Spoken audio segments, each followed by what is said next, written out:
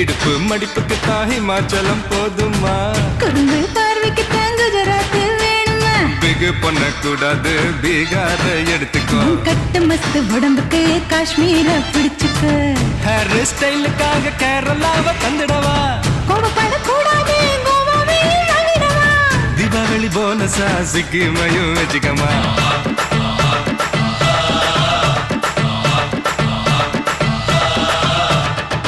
தங்க நேரத்துக்குத்தான் தமிழ்நாட்டை எழுதி தரட்டுமா